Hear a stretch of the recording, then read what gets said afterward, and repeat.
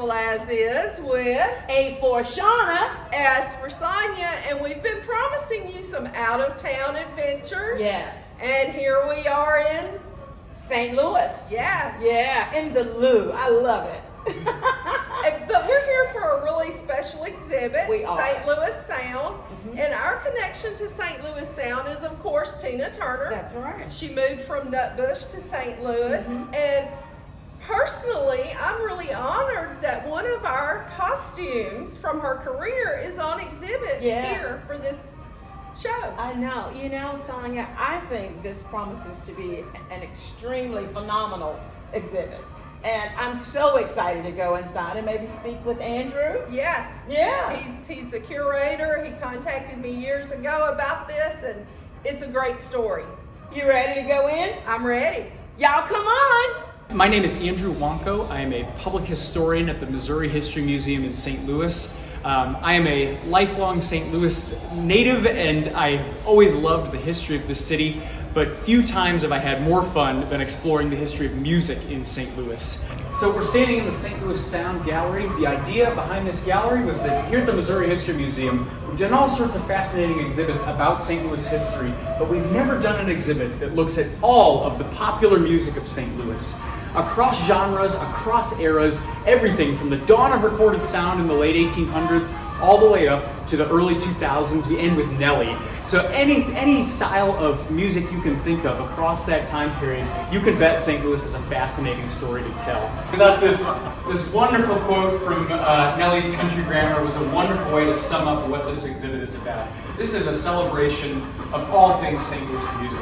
One of the cool things we included was these artist illustrations of prominent local musicians with ties to St. Louis. One of the issues we found was some of these musicians have so many images of them, while others have almost none. You know, Scott Joplin, one of the most important musicians in American history, there's like one picture of him in existence. We wanted to sort of put them all on equal footing. So you'll see a lot of people you instantly recognize. Tina Turner, Miles Davis, Chuck Berry, The Fifth Dimension, all three of the male members of The Fifth Dimension were from St. Louis. Albert King, Ike Turner. Then there's other musicians who you might not recognize at first glance, but you'll find out have fascinating stories. This is Henry Townsend. He was a St. Louis blues musician who recorded every single decade from the 1920s to the 2000s, a 90-year recording career. The first Missourian ever awarded a Heritage Fellowship from the National Endowment for the Arts. An incredible local figure who most blues histories will tend to overlook. It's his guitar you can hear on the first ever recording of Good Morning Little Schoolgirl. This amazing figure who had a huge local career, but happens to be overlooked in a lot of blues histories.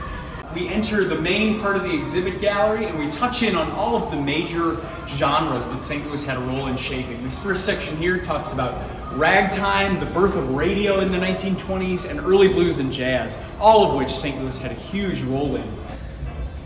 This section we call St. Louis Sizzlers. This covers the 1940s to the 1970s, a time when St. Louis was making an incredible amount of wonderful music.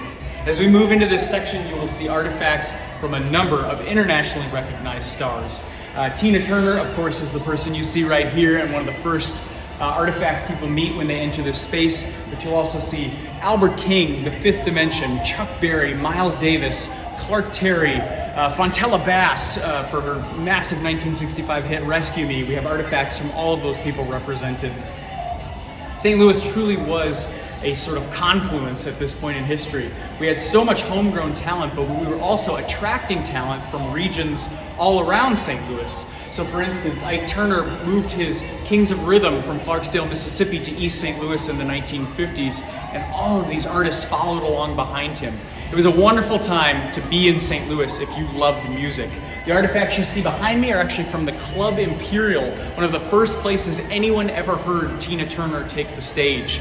Ike Turner and the Kings of Rhythm actually had a residency as the club's musical directors in the late 1950s, and shortly after Tina joined the band, This was one of the first places she would have been taking the stage before Ike and Tina moved to Los Angeles in the early 1960s. So that's the original marquee letters from the front of the club. You can actually see in a photograph on the exhibit rail, you'll see the marquee as it was back in the early 60s. We have pieces of the dance floor, some really cool mid-century modern Sputnik lights that once hung over the dance floor, and Ike Turner's office door from his time as the music director there.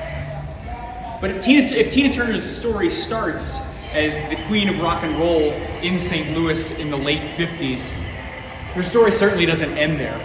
After years of physical and verbal abuse from Ike Turner, she walked away and never looked back. She completely reinvented herself and became the queen of the MTV generation in the 1980s. This beautiful dress that you see behind me comes from 1982, right before she would release Private Dancer and rocket back to the top of the pop stratosphere.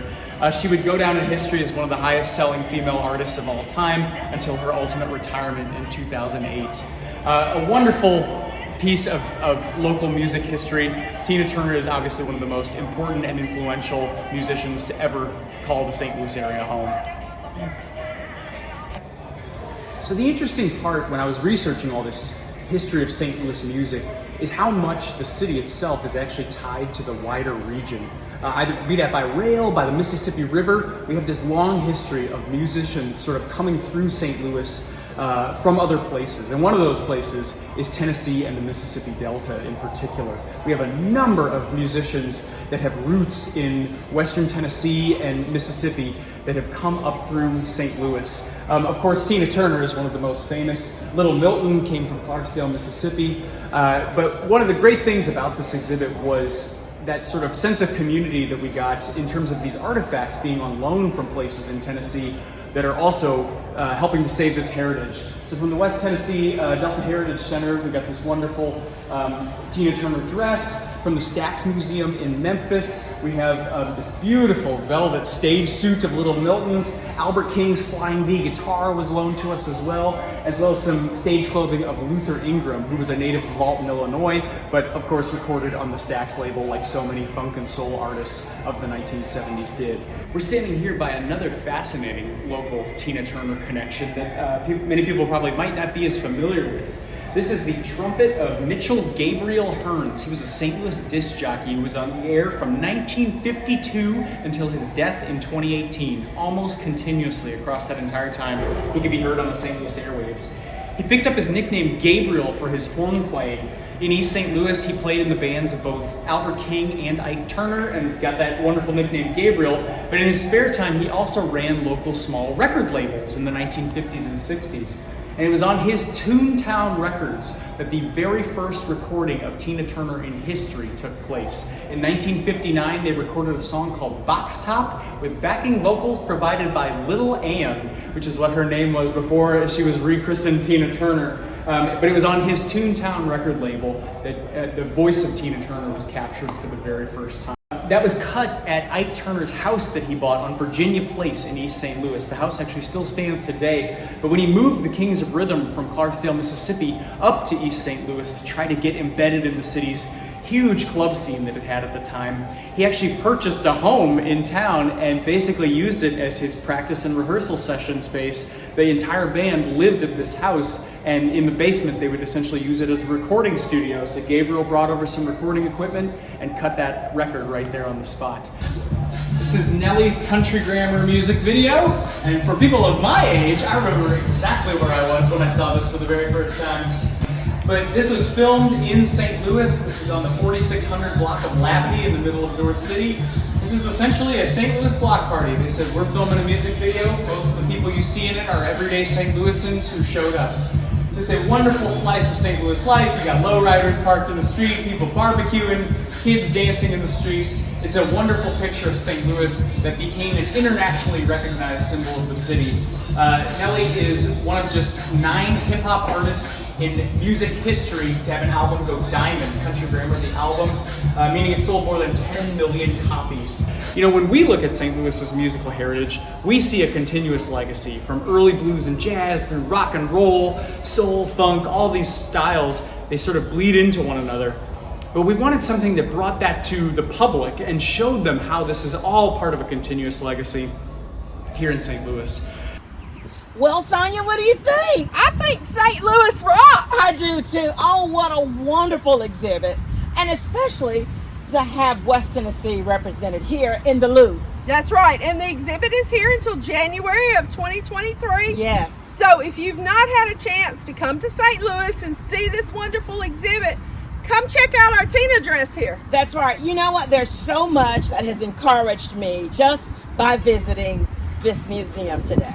I think we've got some work to do, Sonia. We got lots of work to do. All right, let's go. Let's go. Bye, y'all.